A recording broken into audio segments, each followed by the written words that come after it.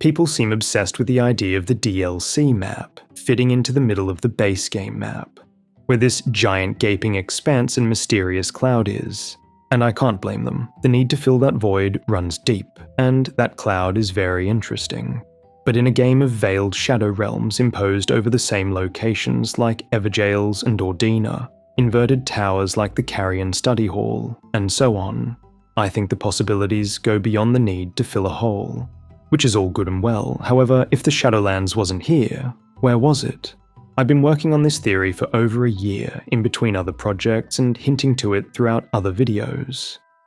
And after aligning all of the potential information, my answer is the Veiled and Forbidden Shadowlands was the north, the vast and bare scape of the Forbidden Lands, the mountaintop of the giants, and the consecrated snowfield, the one place we see the red miasma of the Helphen, like the red miasma of the wielders of its steeple, and where we find a steeple of the Helphen, right by the corpse of an ancient tree mausoleum that lies in ruin, which would be located right by a keep covered in the Tibia mariners' boats, and which shares unique iconography with Elphael in its old sunken church, leading to another ancient tree, lying in ruin, whose secret colour, shaded by the black miasma and golden bounty, is green, like Elphael.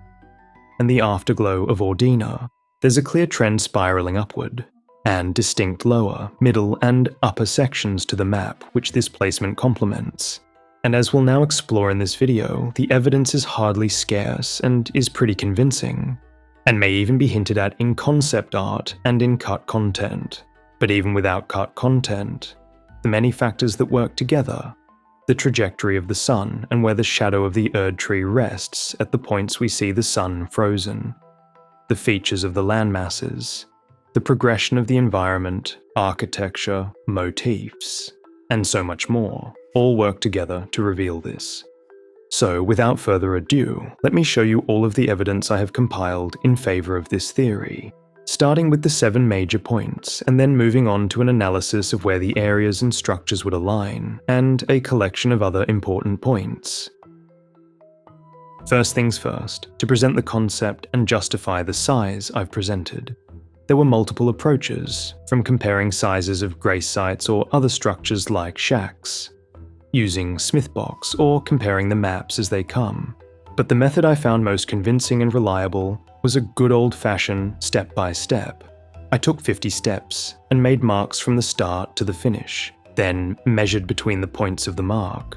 I then zoomed out once using a controller, and measured again so I could scale this measurement and more easily measure the differences.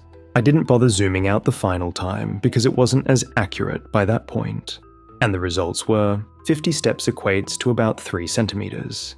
By zooming out once, that 3 centimeters becomes 1 centimeter, giving us an immensely useful unit to count with, each single centimeter equating to 50 steps. I replicated this across several locations, above and below ground across both maps, to ensure this was universal. But before we measure the maps, I'll quickly explain why the north shows this immense expanse of barren land, and yet nothing when we look directly down. I originally considered that this could just mean the land was very far down, under the water. But the more likely reason is a technique used in maps called hochoring, which is used to demonstrate the height and steepness of a location, working in conjunction with these other markings we see which are very likely form lines, which are there to give form to these cliff faces. This makes sense given we see this technique implemented the further upward we traverse, really demonstrating the separation between these 3 sections of the map, separated by these immense elevators. So with that in mind, I didn't measure these locations from these hashed peaks, but instead from the land which we can actually traverse. But in the event I'm wrong, because I am not a map expert, I included both of the measurements just in case, given there are other techniques like bathymetry which are intended to display land beneath the water, and areas like the fissure which hide giant expanses under the water. I'll include these other measurements below the main ones if you're interested. It doesn't change where the Shadowlands is placed, but it's good to know. Anyway, these are the results of the measurements. The entire base game map is about 147 centimeters, which is 7,350 steps. From the very top of the north to the very bottom, It's 39 centimeters, which is 1,950 steps. The Shadowlands is 75 centimeters, which is 3,750 steps. Quite a bit larger than Limgrave, which, including the Weeping Peninsula, is 53 centimeters, which is 2,650 steps. This gives us the true size of the DLC, compared to the base game. So with that out of the way, let's explain the overlay. Now we'll go over the evidence of my favourite major points, and then finish by going over the map and explaining where certain things would be, and other notable points. The first thing I want to address after the sizing is the literal meaning of Shadowlands, and the DLC being called Shadow of the Erdtree. Now there's a second interpretation and meaning to Shadow of the Erdtree, but we'll explore that in the sixth point. I think the DLC title is an overt-covert hint about the location of the Shadowlands themselves, and that the location literally rests in the shadow of the Erdtree. But the shadow of the Erdtree at what time? The shadow of this giant tree would be at different locations, depending on the time of day. So what time am I referring to? Well, the only time the shadow of this giant tree is cast over the north is evening, when it's setting in the west. There are two places in Elden Ring where the sun remains in a fixed position, as if an event that happened at that moment froze time in place.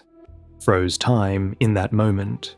Farum Azula, frozen when the sun is stark rising in the east, and Enir Ilim, frozen when the sun is setting in the west. As the sun's setting, the north lies directly in the shadow of the Erdtree, veiling the higher spheres of the lands between. While it's essentially impossible to prompt a shadow from this mostly illusory tree, we have other options. The Divine Tower next to it provides an exceptional substitute, being close to the Erdtree, large, and with a vast open space around it we can observe its shadow from. In the northeast when the sun's rising, the shadow's pointing this way, meaning the Erdtree's shadow would likely be pointing over the bottom half of Liurnia, over Rani's sacrificial site, the hidden fingers of Manus Celes, and the Moonlight Altar in general, as well as very possibly Stormveil and Raya Lucaria, which I find very interesting, that when it isn't veiling what I believe to be the Shadowlands, it's veiling the ritual sites of the Night of Black Knives, and Rani's fingers, as well as Renala and her amber egg, and Raya Lucaria with its blue miasma.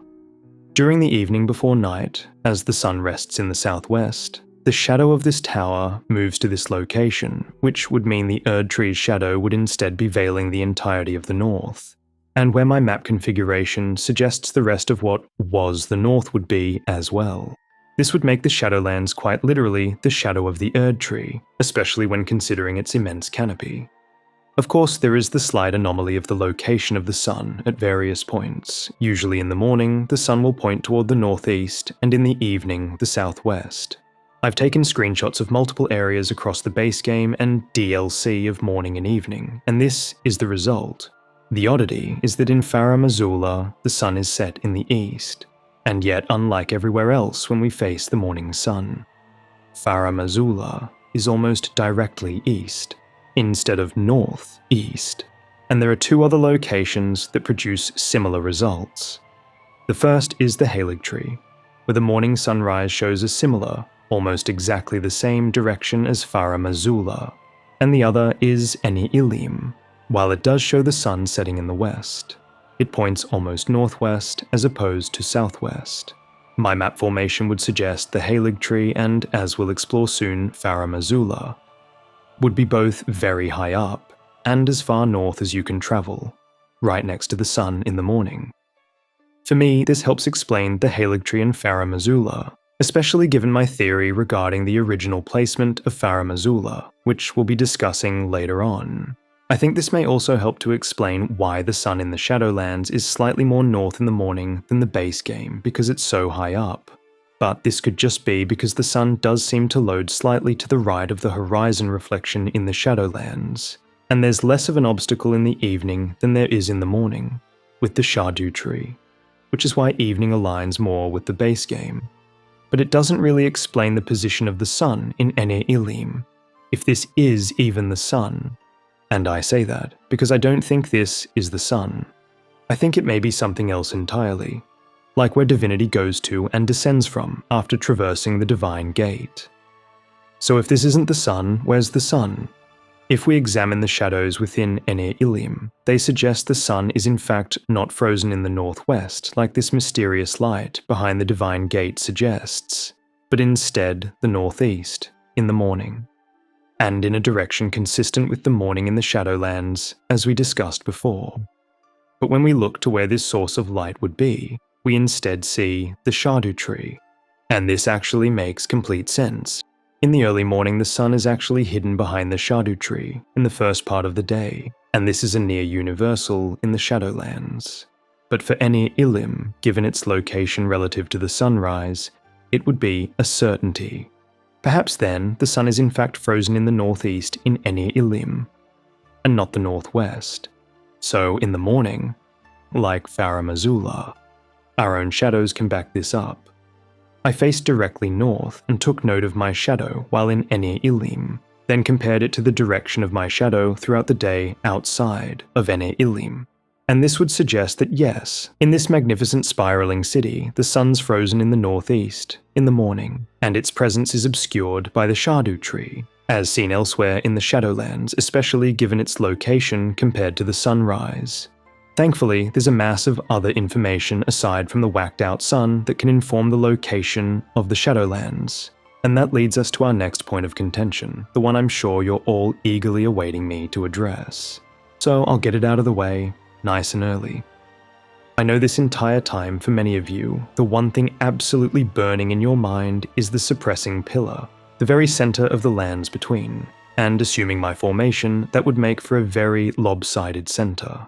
And yet, according to my measurements, it actually wouldn't be off by much. But unlike the plainly horizontal approach, I would propose that by center, it's referring to the middle between the highest and lowest points of the lands between. The center vertically, as opposed to purely horizontally. When considering the elevated buildings and structures of the DLC, they could very well make this upper third of the map after the final elevator, significantly more elevated than the lands below, past what the landmass already demonstrates. However, if we would include the Scadutree in this measurement, then I would suggest the very top of this tree to the very bottom of the map would give us our very center of the lands between. The concept of as above, so below is echoed through Elden Ring in more ways I can cover here and now. It's a concept I've explored in previous videos and that I'll be deeply exploring in the next video. But it's shown overtly in the motifs that adorn the suppressing pillar. Itself a monument stretching to the heavens that bears the motifs of the ancient dynasty that we find below the earth, and whose central elevator motif is found both in the depths of catacombs and hero graves, to the heights of astrologers' rises, with trees that grow downwards like the one in Ballarat, going up and down the pillar both ways. Just like as we see in Elphael. If you've seen my Farum Azula bird nest theory, which we'll be talking about shortly, you'd know where I place Farum Azula's original position in the base game, as being atop the Halig tree. The crown of the Tree of Death, a mausoleum above, as so below. Just like Farum Azula being at the top of the map, and the bestial sanctum at the bottom. But we'll be fully exploring that concept in a few points. There's a reoccurring theme in Elden Ring of spirals being the motif that connects the heavens to the earth. Spiraling normalized crucible current, like the spiraling serpent-like shooting stars on the furl-calling finger and other objects which connect worlds and pierce the veil. Like the spiraling tree that pierces the heavens, and the spiraling antenna of those that commune with outer gods, and many more. And that's how I view the very map, spiraling from the bottom to the top, closer to the heavens, where the land itself is spiritual, just like the many other locations of importance that make clear spirals.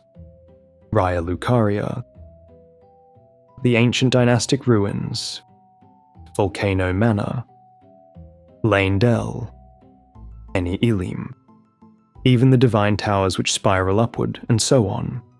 And this shows also in the progressively more ornate and complex fusions of unique and shared motifs in these locations, and the elevation of the land as well.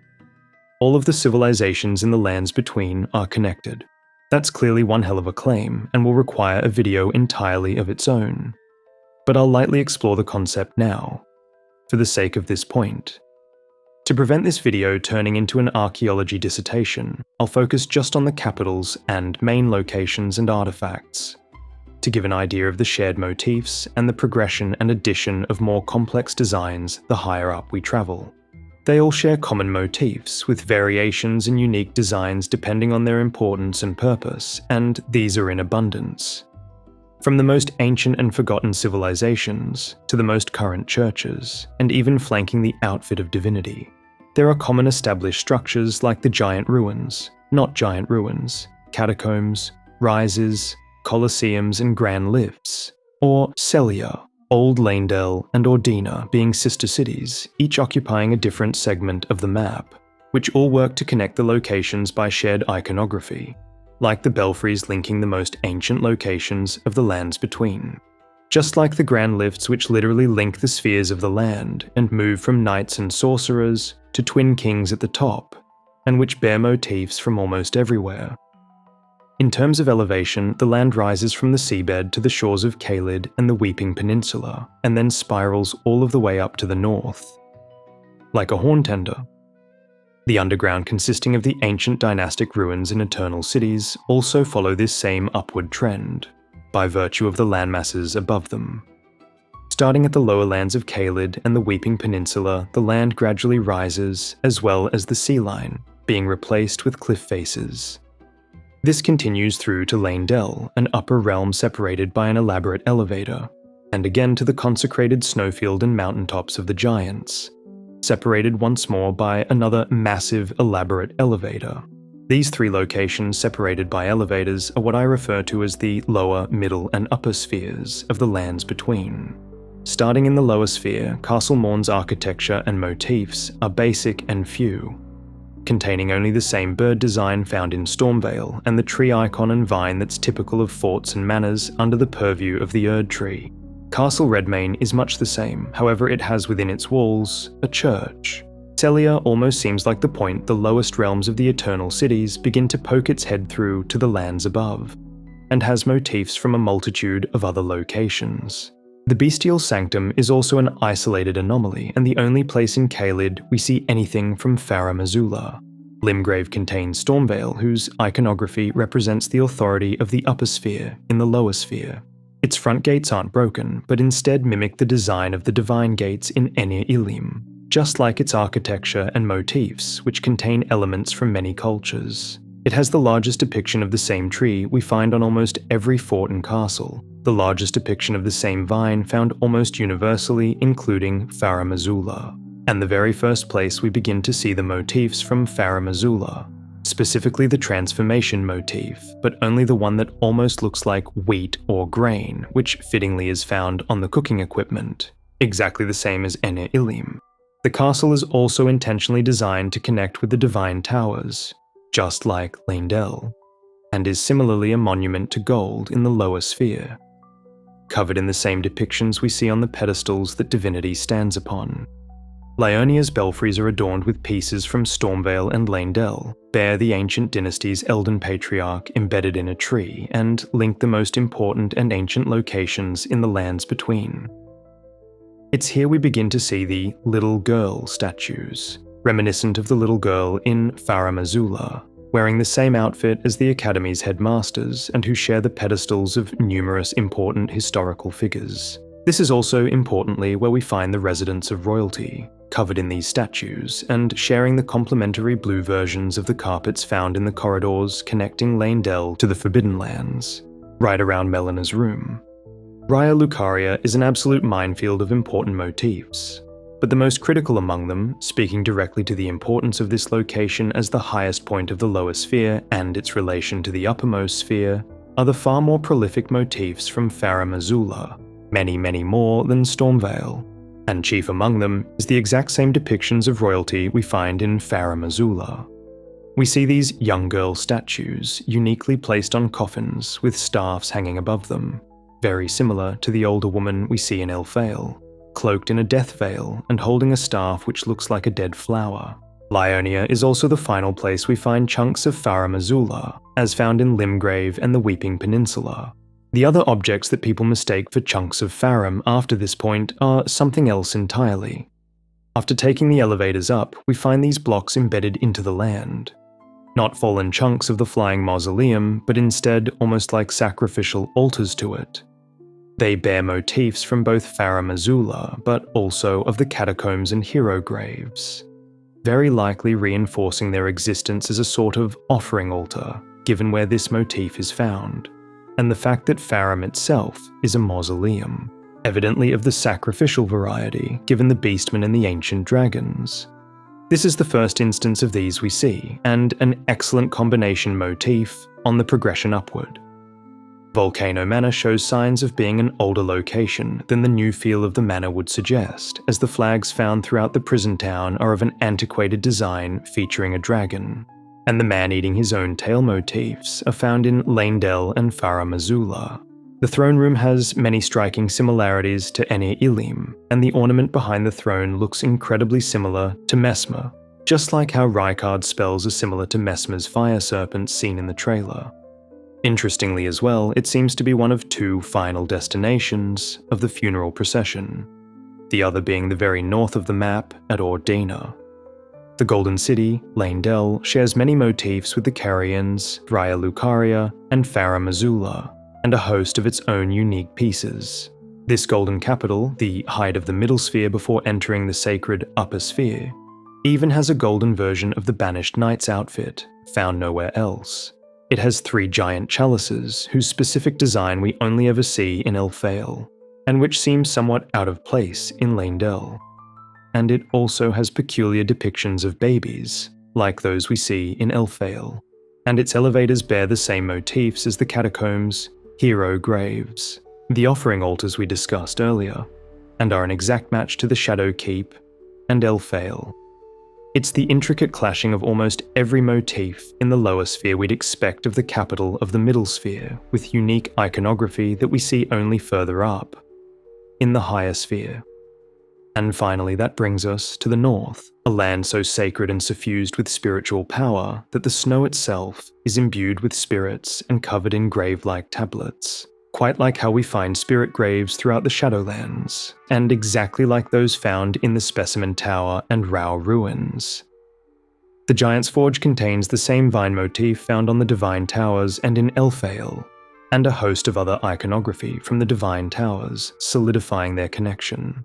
And it shares this motif with the Giant Ruins and Rao ruins, through to the top of the Erdtree and belts of the Alabaster and Onyx Lords, while the draconic figures flanking it bear the motifs of the Fire Giants, whose own patterns and motifs are strikingly similar to those found on Godwyn's bracelets. As we discussed earlier, Ordina is a particularly important Evergaol and near sister city to Celia, as well as very similar in design to the old quarters of Leyndell and littered with Eternal City motifs. But unlike the others, it contains the statues of the little girl, and motifs otherwise only found in Elphael. Castle Sol has the tree sigil I mentioned earlier, a church with the same motifs as the others in forts and castles, which we'll note on again later, and one of the only motifs found in the Bestial Sanctum and Farum Azula, fitting given its place on the map, and where I believe Farum Azula originally was.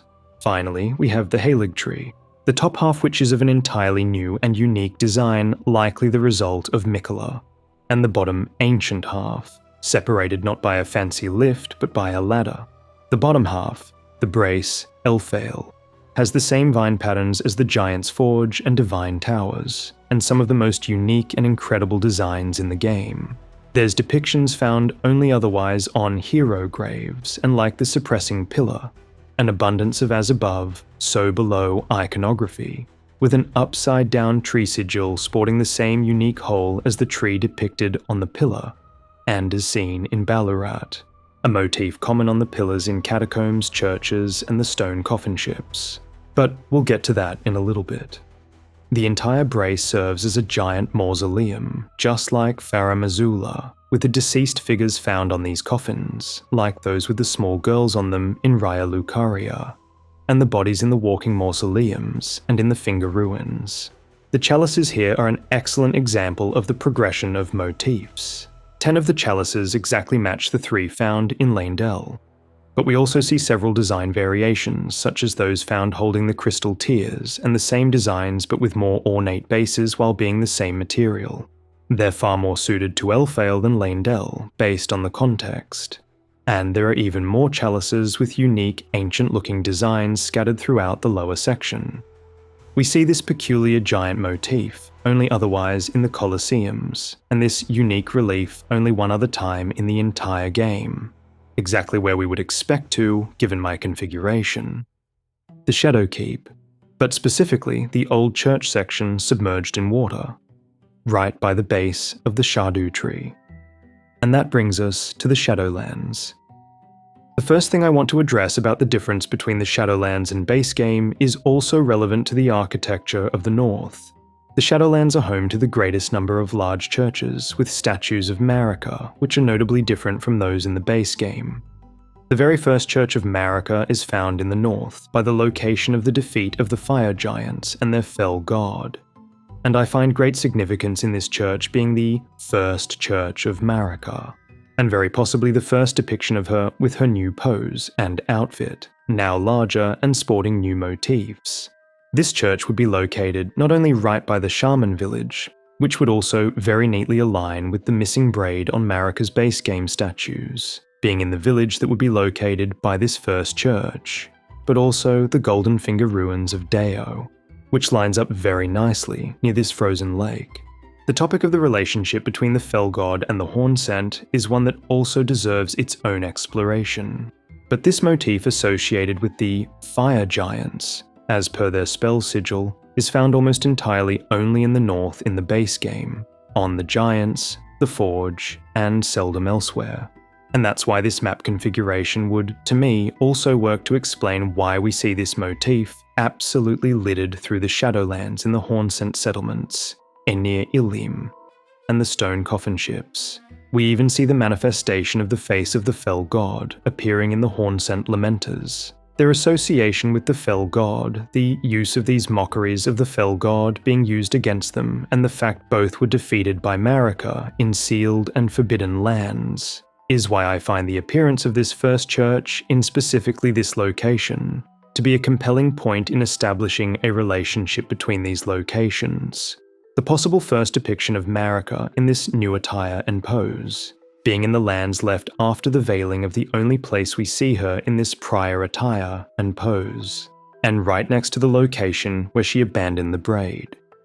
And before we move on from this point, while it isn't strictly architecture and more a motif, the Highlander attire and Long March of Godfrey, as per the Stone Sword monuments, complements this progression of Marika's churches from the top of the map to the bottom, with Godfrey's conquest seemingly starting with the war against the giants and ending at the Weeping Peninsula, where we find the fourth and final church of Marika. The Highlander outfit was originally called the Brave outfit, its description told of both the Long March of the Warrior King and their location of origin being the Frigid Uplands, almost certainly describing the Frigid North, which in the released version has been changed to Highlands, which itself also suggests the north, and it comes with a white cloth representing their homeland, like the frozen whitescape of the north.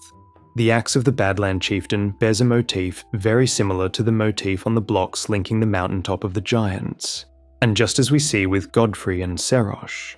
To the Highlanders, there is no act more glorious than the subjugation of a savage beast.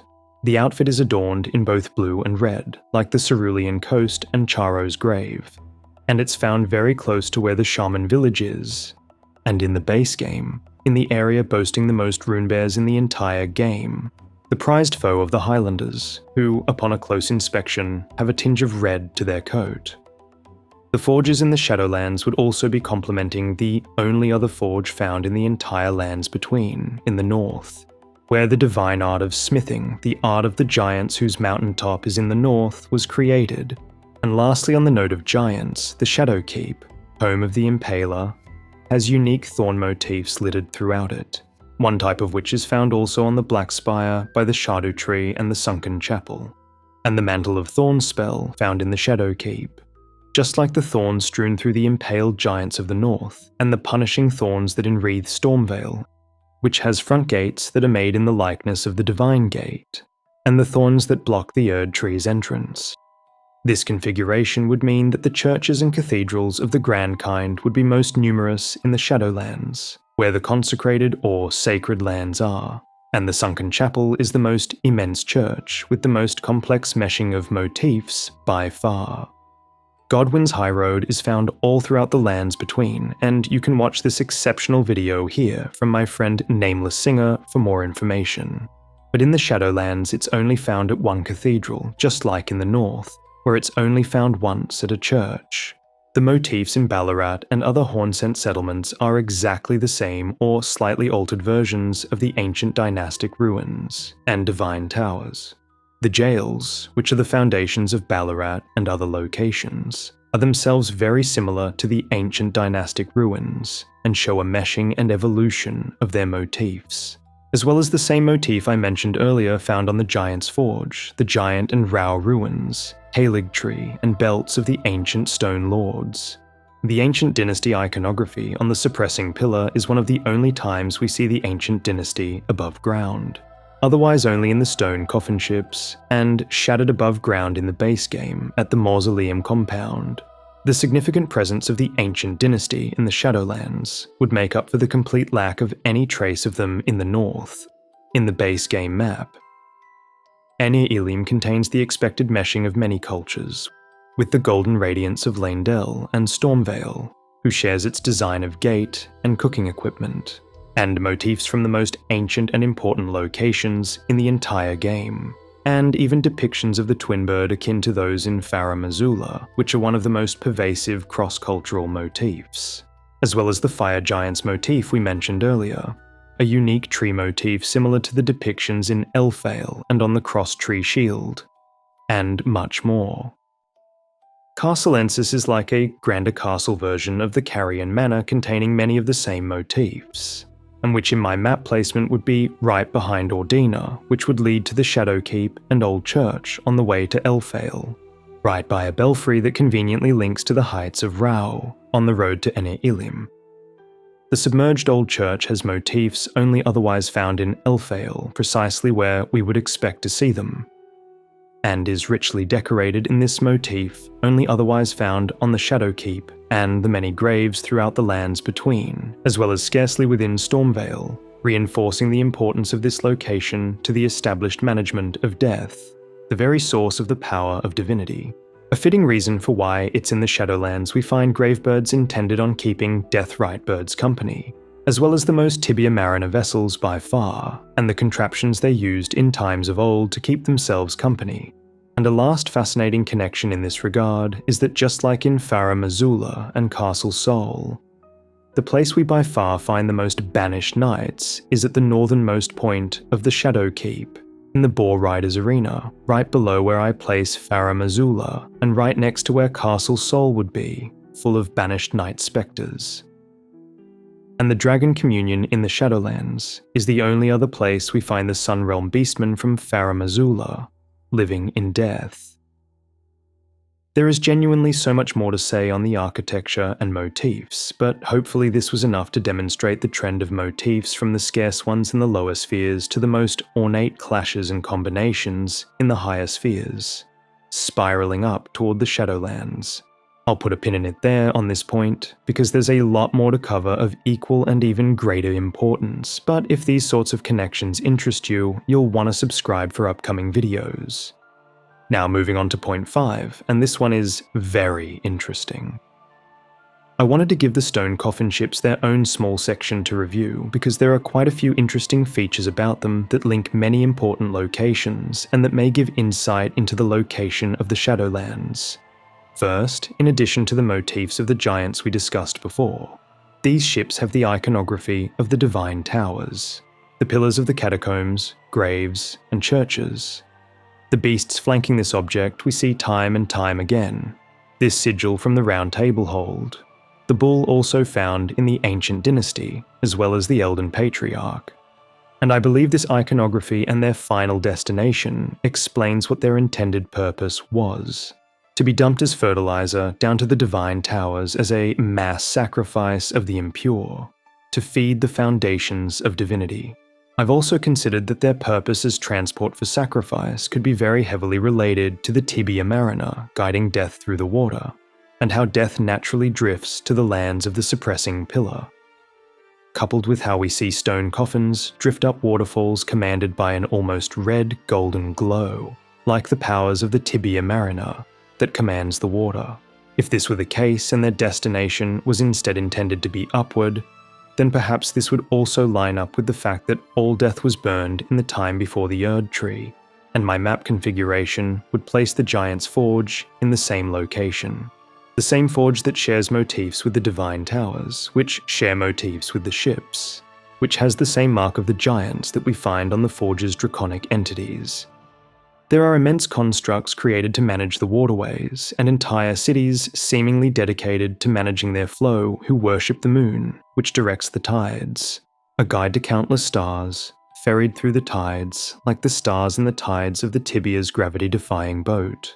And right by where the forge would be is the Cerulean coast, where we find flowers said to be a pair to grave violets, which are the hue of ghost flame, and Charo's hidden grave, where we find both the tibia marina and those who burn away death and rake the remains from the ash, with ancient priests of death embedded into their wings, like the priests on the reliefs in the ancient dynasty. So, regardless of the intention, be it as fertilizer for the Erdtree or sacrificial fuel for the soul forges and divine smithing arts of the giants, the destination where it would line up on my configuration would work either way. Given my map layout, where these ships lie would line up here, by both the Erdtree and right by the whirlpool on the map. Whirlpools are created by undercurrents, and I believe this gigantic cavern where the ships would have fallen would create quite the undercurrent. There's also this very interesting official concept art which shows the stone coffin ships lined up in an almost orderly manner, like these objects in the recovered map from underneath the north in a video by the legendary Sekiro Doobie. He created this fantastic video showcasing cut map designs of the connection to the north. This underground area not only has giants in the map, but these very interestingly shaped objects, which are at the very northernmost point, which look outrageously like the stone coffin ships on the map. Theirs is a channel worth checking out. Now for that second meaning of shadow of the Erdtree that I mentioned earlier. The tree that would be the shadow of the Erdtree, the tree born of the crucible of life, would be the tree of death, the Helphen, a giant mausoleum, the darkness to its light, exactly how the Scadutree is described, and precisely like what we see in Elphael. I believe this tree of death was Elphael, which is the Helphen. A tree mausoleum somewhat like the trees made of women in Ene Ilim, just as we see at its own foundations. Elphael's iconography distinctly portrays the motif of this bud, the same one which is found in Catacombs, Sorcerer's Rises, the Suppressing Pillar, the offering sites to Farum Azula we discussed earlier, the Shadow Keep, and Leyndell. This tree birth motif is also exclusively found on catacombs and hero graves. It's positioned in this arc like the one on the Elden Ring where the bounty, or rather souls, pool, located at the top on the original Elden Ring, right by this giant chalice for collecting bounty, and this giant monument reaching for the bounty of the Scadutree. As we discussed earlier, Elphael has, by far, the most chalices of anywhere in the entire game, and the ones found in Leyndell look as though they were taken from Elphael. Another very compelling point surrounding these chalices is that both types of leaves found in the chalice by the Scadutree exactly match the kinds of leaves we find laying around Elphael. The sacred or consecrated snowfield is a land suffused with spiritual energy, just like the Shadowlands, strewn with spirit graves, where death flows to. And so I find this very fitting wording, given the people who managed death in the age past were both the Deathrite birds, which we find in the north dropping their signature weapon, and the Tibia Mariner, who ferry and guide the dead by the water to the Helphen, and whose signature weapon is also dropped in the north right by Elphael. Their weapon, the Helphen Steeple, bears an incredible likeness to the motifs in Ene Ilim and brings to mind the image of the Shadow Keep, and the monument behind it, but especially the old sunken church district, where we find by far the absolute most boats of the Tibia Mariner. the designs on which are extremely similar to both the Carrions and Eternal Cities, as well as cathedrals and the Sunken Church. This weapon being a steeple also means, as per its item description, it represents a tree. And that goes for real life as well, as steeples on churches are intended to represent trees, pointing towards and connecting to the heavens, with these small protrusions called crockets representing curled leaves, flowers, or buds. As for the type of tree, it looks somewhat like the spectral pine trees littered throughout the north, which is outrageously fitting given some species of pine trees actually require intense heat from fire to melt the resin that holds their seeds, so they can reproduce. So like a candle tree, with resin found coming from the roots of trees which are fueled by corpses. Trees of death requiring fire to be reborn, just like death being burned away in the age before the Erdtree. Perhaps this is why we see a thick, red miasma guiding us through the Forbidden Lands towards the consecrated snowfield and mountaintop of the Giants. The same red miasma as Helphen's steeple, and the same colour as the water-controlling powers of the Tibia Mariner. And this trail of red miasma, given my layout, would lead to the red and blue fields of the Cerulean coast, and Charo's hidden grave, where we find both of these ancient managers of death in the same location, as well as the Forge of the Giants, whose sparks fertilize flowers, like the ones thriving in the Shaman village and once in Midra's manse, as well as the Cerulean coast and hidden grave, where we find the Ghost Flame bloom, which is a pair to the Grave Violet. The hue of Ghost Flame, the powers wielded by the Deathrite birds, and the colour of the Tibia Mariner and their spectral waters, which carry the lost dead. So how could a twin spiraling tree like the Scadutree, Elphael, the one in Eni Ilim, or the Cross Tree Shield, be a pine tree? And how could it grow from the same base? Well, this is exactly as we see with the Scadutree, and exactly what we see in the Halig tree and Motifs in Elphael, the motif from Eni Ilim and trees in Ballarat, as well as exactly as described on the Shadow Sunflower Blossom, and as shown on the Cross Tree Shield and Halig Tree Medallion, and once again very sneakily on the tree motif flanked by beasts in Farum Azula. As the description reads, much like the Scadutree itself in appearance, a second stalk winds tightly around the first, almost as if in a tender embrace. We see a similar occurrence in some pine trees, where they can naturally or be artificially induced to produce two leaders, as they're referred to. This may also help to explain the setup of these trees in Ballarat, like the ones going up and down the suppressing pillar, and the abundance of these twin-headed trees in the mountaintops of the Giants, as well as the spectral-looking tree at the very top of the depiction on the front of the Erdtree. This motif of a tree with two main trunks, two leaders, that end up crossing one another is one of the most important puzzle pieces in the entire game. But it's a labyrinth of a rabbit hole, and one I will be exploring further in the next video. So I'll try and stick to the relevant points because there's still other points to cover. Comparing them is enough to glean tremendously important information about what the Grey Tree is, the components of it, and what its function is. Since this next motif is both extremely important and also pretty overwhelming, I'll start by saying there are many, many variations of the same depiction. So you should absolutely pause to take in all of the images and the implications of the crossovers. It's a cross-cultural motif that when compared gives us a pretty decent idea of the whole picture, and what icons and motifs are interchangeable. Prepare yourself. This is a lot. As a general overview, it's my deduction that this motif represents the calling of divinity, from the heavens to the earth. The spiral that pierces the heavens and receives the bounty of the outer realm, like the spiraling heads of the Dragon Lord that commands lightning, the same gold as the Golden Order, or the spiraling form of the Daughter of the Greater Will that gives physical form to more divine children that can commune with the Greater Will, like small divine antennas. This is why we see the creatures and items that connect with the heavens spiraling, and why these trees with two leads with the potential to spiral are so important.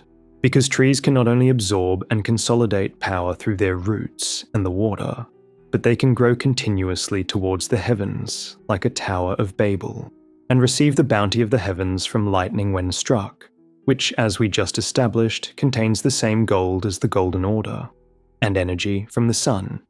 Twins are extremely important to this process, and you can see my previous video for much deeper insight into that topic before my next long form.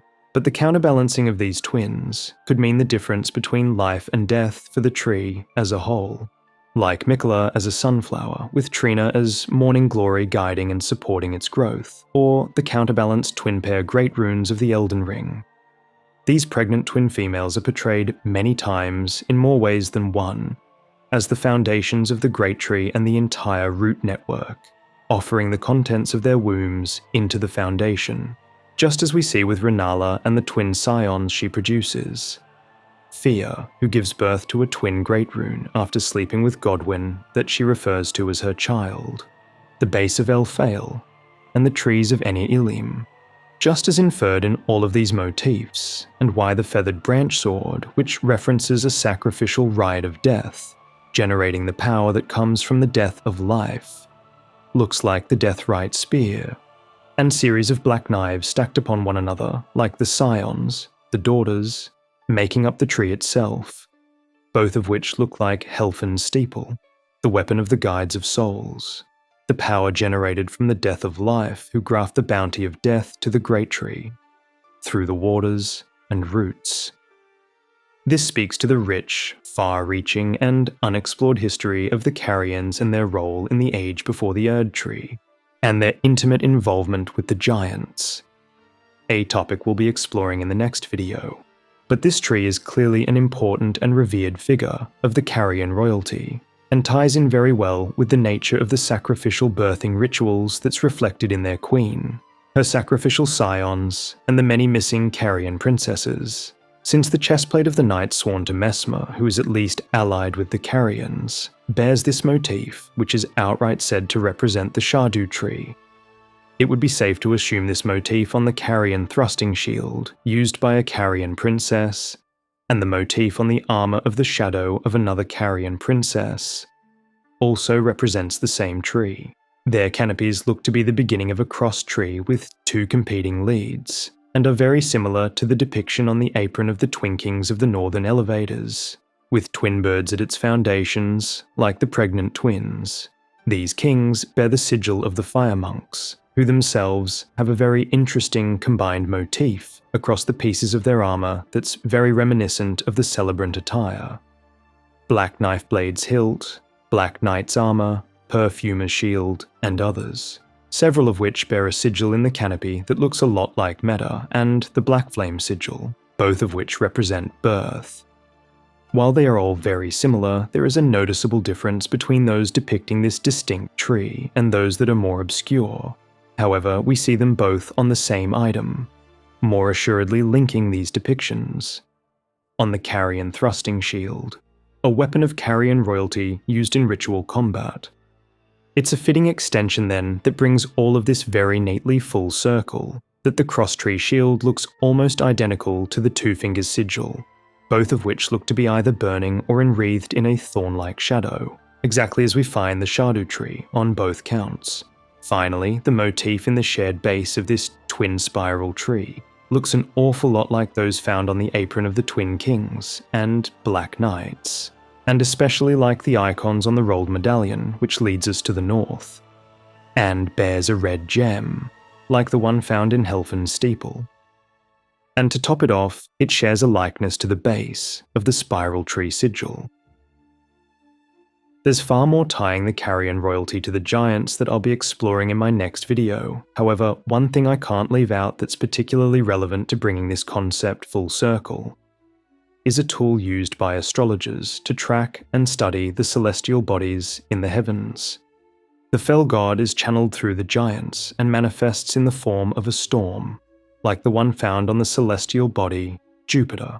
This, along with the architectural comparisons I drew earlier about the shared motifs between these locations and the power of the fell god manifesting as suns, is solid evidence that the fire giants and the fell god were themselves studiers of the stars, which reinforces the relationship established by the Sword of Night and Flame, which itself not only looks like a branching tree design with two leaders, like the design of the Scadutree on Carian items and the tree in Elphael, but also sort of like the Two Fingers, what not only further supports this concept and the relationship between these parties, but also elaborates on the reason for the importance of trees and methods of sealing and veiling, is the tablet found in the fell cavity of all lesser giants, even the ones innately still able to channel the power of the fell god, and missing from the slain ones in Stormveil and Volcano Manor.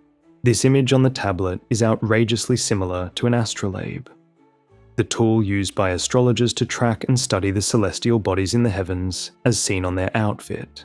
It reminds me heavily of the Erdtree sigils and, importantly, the omen shackles, and the points of this sigil are almost exactly like the figures on the bottom of the celebrant outfit, which we compared earlier to the image of the Scadutree on the Black Knights, and more.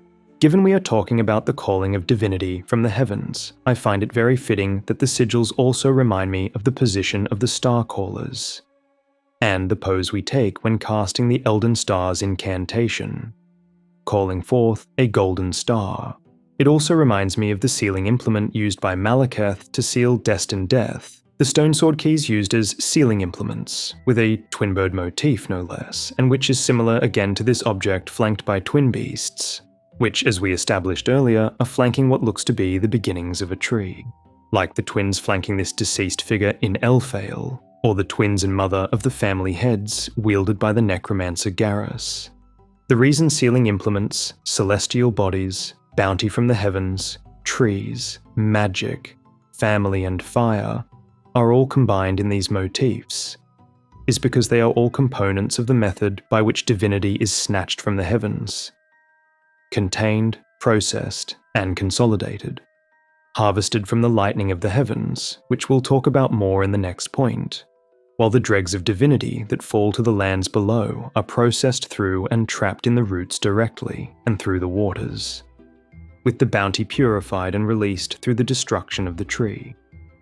And the whole family aspect is a topic I'll be exploring in the next video. This is all intricately connected, and a cross-comparison of all of these makes it more obvious, but that's as far down that rabbit hole we'll tumble in this video.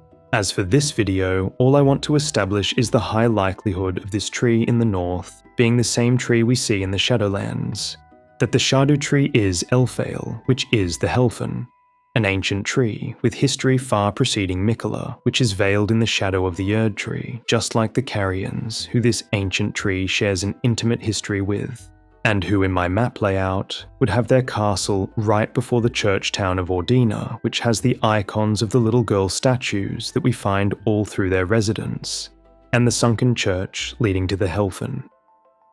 If Elphael is the Helphen, which is the Scadutree, then the green colour of this sealed tree might help to explain the green glow in Ordina, perhaps being the afterglow of this veiled tree, captured in this town which is similarly also veiled. The once gleaming brilliance of the crossed tree, like the green of its shield and colour of the divine beast's eyes and clergyman's claws. The secret colour of the weapons wielded by nobles of the age before the Erdtree, and the faded green colour of Elphael itself, like the green gem of the medallion depicting these twin kings and their crossed trees, and its complementary medallion leading to the same location, with a red gem, like that of Helphen's steeple. Finally, a few more notable things on this point before we get on to the last main point. If the north really was the Shadowlands, then that would mean in the same location we get both of these ancient managers of death signature weapons. We would also see the missing monuments and statues we'd expect to see in this barren scape, which would have been monuments to the gravebirds, golems crafted to keep the Deathrite birds company, as well as the abundance of Tibia mariner boats, coupled with contrivances intended to keep them also company. Finally, right by Elphael's entrance, we have Castle Sol, which is where we find the souls of numerous banished knights. And this would be right by the place we find littered with the bodies of banished knights, right by the Scadutree viewing area in the Boar Riders Arena. The very same ancient Dragon Communion Knights who we find patrolling Farum Azula and using the Dragon Communion incantations, whose commanders don horns on their armour, dragons like their knights, and a mantle of thorns on their chestplate, and who command the powers of storms and lightning like the ancient dragons and divine dancing beasts, and even the divine element of rot. who are located above at Castle Sol, and below in the same location as the Bestial Sanctum. This comparison of the spectral bodies in Castle Sol to the physical bodies in the Shadowkeep is also very much like the spirit graves found throughout the Shadowlands compared to the physical graves throughout the north. The same ones found in abundance in the Specimen Tower, like a separation of spiritual and physical form, just like we see with the butterflies in the mountaintops of the Giants, or the Black Knife Assassins in Ordina, and perhaps like the Shadowlands in the north. All of these sacred rites and divine arts, given my map configuration, would be confined in the forbidden and sacred lands accessible only by an elevator flanked by forgotten kings, and would lie between two trees. The Tree of Life, born of the Crucible of Life, and its shadow, the Tree of Death, the Helphen Elphael, one of the most pervasive and important motifs in the game, which is found on all of the implements used to seal away locations, everywhere in the ruins of Rao, Ruins Precipice, and on the aprons of these ancient forgotten kings. For me, this relief is a beautiful demonstration of the concept of the two trees, which share the same roots, and together are the Great Tree. But what then destroyed this tree, and why is the Scadutree crumbling, like the crumbling lands of Farum Azula, and why crumbling from within? Well, I believe the answer is relevant to my final next point, and lies in the proximity of the Helphen to the Forge, and what's occurring at the Jagged Peak, which would be located right by the Forge, and what we see in the Lord's Chamber in Farum Azula. The Stormlord was the leader of the Banished Knights defeated by Godfrey. And as we just explored, his knights and commanders, like the divine beasts, command the storm, and even lightning, like the ancient dragons, whose sacred city they patrol, and who appear to have been among the first of those who partook in dragon communion, bearing both horns and dragons on their attire. We find a statue of Radagon in the Stormcaller's church, and the divine beast conjure storms with their dancing. So clearly storms were an important part in the age before the Erdtree. And that's what I believe the Forge itself was used for, and why there's lightning in all of these areas. The smoke from the burning away of death would conjure storms, and as we know from the Gravelstone seal, the lightning within storms contains the very same gold as the Golden Order. I've been very tempted to consider Farum Azula's original location to be above the Giant's Forge, given it's where we're teleported to Farum Azula from. The proximity this would put the Sunrealm Beastmen to Farum Azula, the Jagged Peak, which is modelled after its Lord's Arena, the similarity of the layout of the Forge, Fire Giant Sigil, and Farum Azula Elden Ring Room, and the presence of drakes at Jagged Peak like those we see flying around Farum Azula. But among the many reasons I instead place it above this ancient Tree of Death, one massively important one is that trees attract lightning, and lightning is the bounty of the heavens, the same gold as the Golden Order. While the Forge may call the storm, it would be the highest point in the location of the storm that would receive the most of the storm's bounty. And the highest point of the entire game, as we discussed earlier, would be the peak of the Scadutree. A tree crumbling from within, which is exactly what happens when a tree is struck by lightning. And if I'm correct, the location occupying the apex of this tree would be the first Elden Lord's Chamber, as shown in depictions of trees from the ancient dynasty to Stormvale and Leyndell, where we see an abundance of golden lightning, wielded by the ancient dragons who are made of highly conductive gold. This is why I consider the original Elden Ring to represent the original order, with the bounty where death pools in the Ark, where death naturally flows to, and where the bounty of the heavens is delivered into the mortal plane through the capture of lightning. I think perhaps this may be why Bale's arena in the Jagged Peak looks like Farum Azula's, because he was trying to recreate the conditions for harvesting the powers of lightning as we see him do when he regrows his wings, like the dragonkin and their blue lightning. Building his own bridge to the heavens, in the tallest place remaining after the Scadutree and Farum Azula was destroyed and sealed.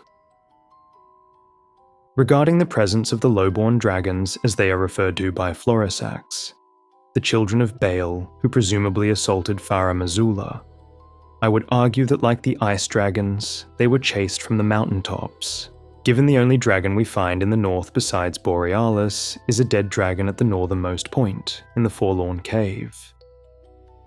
This layout would also neatly continue the as above, so below theme, with a mausoleum of man at the base of the tree born of a female embedded into its core, like the girl in the Elden Ring room and the trees of Eni Ilim, with the mausoleum of the beasts of the Hyosphere and the Dragon Lord at its peak.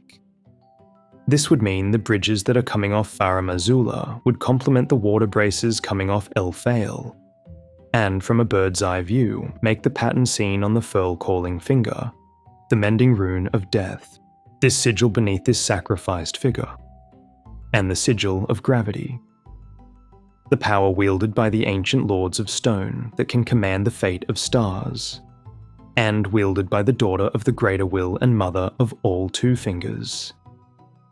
This would place Farum Azula, or rather the Blue Lighthouse, at the very top of the Helphen, like the blue crown to its red miasma, together making the colour of gloam, or purple, the colour of death, gravity, and royalty, just like the Cerulean Coast and Charo's grave, as well as those who manage death before the Erdtree, the very hue of ghost flame, frenzy flame, and destined death. And quickly regarding these mysterious bridges, like I'm sure you've wondered, I've also wondered where these bridges once led to, and I think the belfries give us a hint in one of the locations they take us. I would posit that these bridges didn't physically connect to other areas, but instead were the destination points of gateways. Instead of bridges physically linking to somewhere, they were to receive people through gateways, as per the belfries. I didn't mention Farum Azula in the architecture section because I wanted to have that culminate after the other information I've presented. It's host to easily the most unique motifs, but also easily the most shared motifs. And it has the only non-human depiction found upon these pedestals, all of which don a crown of exactly 2 fingers. And lastly, we know from item texts what destroyed Farum Azula and potentially this once grand tree, given the item description of the ruins greatsword. If it was a meteor, that would make the impact site of the malformed star nearby a very compelling candidate, found in almost exactly the same trajectory as the only other one from its target, the Eternal City. The height and trajectory of the strike would also explain why we only see shards of Farum Azula in Limgrave, the Weeping Peninsula, and Liurnia, because the debris would have come from so high up, and in this direction, it would have avoided the upper sections and Shadowlands, where we find no debris, and Caelid, which is too far east. Now let's go over the remaining points of interest and explore how other parts of the maps would converge. If this configuration is correct, that would mean the giant trees of the Abyssal Woods would be the missing giant trees in the mountaintops of the Giants, which is lacking the massive trees found in the consecrated snowfield. And the roots near the Nameless Eternal City would line up also very nicely with these root-like structures found in the Shadowlands. A very compelling point brought to my attention is that the portions of the map which show the name of a location are colour-coded and match the location underneath them. And the colour of the ribbon for the mountaintops of the Giants doesn't have a match in the base game map, but perfectly matches the one in the Shadowlands. The divine art of smithing is the divine art of the Giants, and so this divine art being located in the Forbidden Sacred Lands fits exceptionally well. Right by the Forge of the Giants, and assuming this map layout, all other forges would also rest in the north with the Giants. Continuing from that, the waterways as aqueducts for smithing would make for excellent assistance in the process of smithing, to manage impurities and cool down the forges when necessary, especially since Smithscript is imbuing weaponry with souls, and souls are ferried by water, and in this configuration, this would see the forges situated by waterways.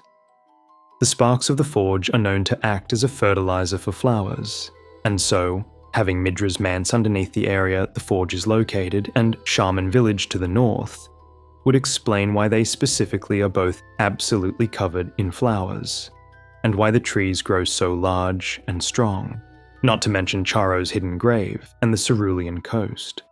However, the flames of the forge have also been demonstrably used to burn away spirits, just like the frenzy flame is capable of and feared for doing. The Great Fires, referenced on the Outer God heirloom, presumably the ones that burned the Scadutree and all through the Shadowlands, may very well have been Messmer's invasion, but it also could have been the result of an event that occurred before his crusade, like whatever happened with Midra and the Frenzy Flame. After all, the Three Fingers is located only just past the Forbidden Lands, in the depths of Leyndell. If Midra's Manse and the Abyssal Woods did undergo some form of obliteration from the Frenzy Flame spreading, then the presence of the Frenzy Flame in the northern consecrated snowfield makes sense in the Yellow Annex Cave and surrounding frenzied giants. This would also make complete sense given Vike's location relative to the Abyssal Woods. Additionally, the presence of specifically winter fireflies representing the presence of Frenzy Flame is a very compelling case, given this would fit fantastically with the winter of the north, where, as we just discussed, we also find distinct evidence of the influence of frenzy. The female Albinaurix, whose wolves literally blow ice, aside from Latenna, are located only within the consecrated snowfield of the north, and in the DLC only a single time right before the Scadutree in the Shadowlands. And given my map, this would place this single female Albinauric right next to the others in the north. Given their original place as rulers of the northern mountains and where I place Farum Azula, as well as evidence of other dragons' corpses in the north, I would wager the dragons originated from the north and fled south after being chased from the mountaintops by the fire giants. There's also the fact that Bale is so heavily associated with magma, and this formation would place his arena and the jagged peak, which is infested with dragons, right by the forge, seemingly being flanked by draconic entities. This would also make the jagged peak the highest mountain in the lands between, as per the Flame Peak map description, directly where the forge is, giving the forge anchor spots for its chains that have been seemingly broken off from now missing landmasses. This configuration would also mean the outstretched arms of the Divine Gate would line up with the Giant's Forge, as if both holding up the chalice to offer the sacrifices of the forge, and receive the bounty of the heavens in return. An exchange with the heavens, of life and death. The lift that takes us to the north would be in the middle of the huge fall we take in the Dragon Pit when we take no damage, and the 3 huge elevators required to get to the Abyssal Woods in Darklight Catacomb. The location of the Finger Ruins also lines up very nicely.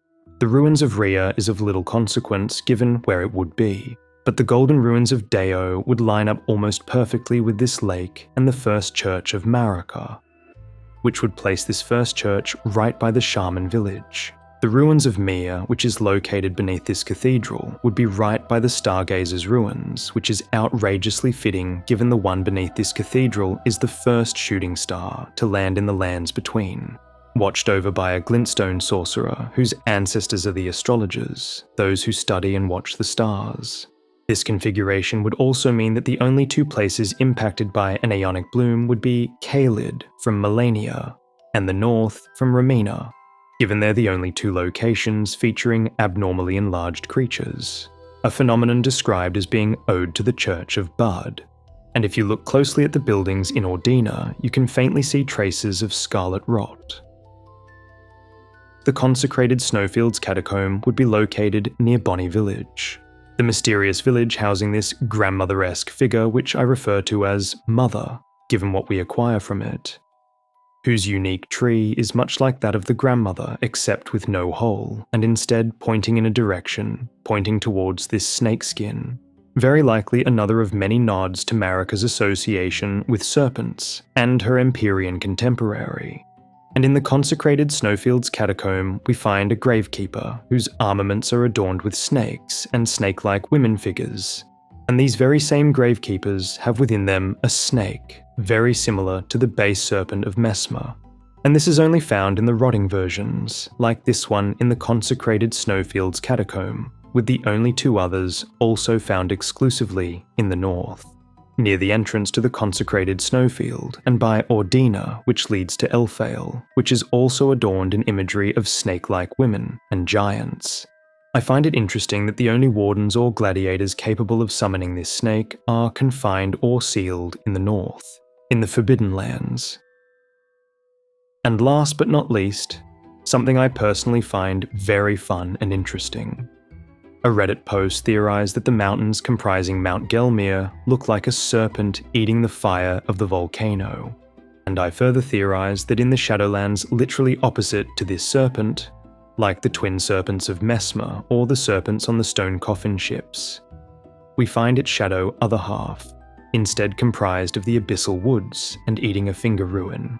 A negative image in the Shadowlands made from a ravine located right by Bonny Village and its serpent skin, as opposed to the serpent of the lands between, comprised of mountains and right by the skin of Egglay. To me, this would be a beautiful representation of the Ouroboros, like those on the stone Coffinships, the very secret hidden within the title of the DLC, right here in the O. As above, so below. There's a lot to digest here, and plenty I've probably missed, but hopefully this was enough to make you seriously consider this map combination. After all, there are only 2 locations as vast and closely matched in size in the entire game, which are forbidden and veiled. I hope you enjoyed the video. Let me know what you think in the comments and where you think the map is located. My next release will be a long form that I've put some very long-held secrets in and explored in full, so be sure to subscribe for that. Thank you to my Patreon and YouTube members. Your contributions make the production of these videos nearly worth the immense suffering they take to create.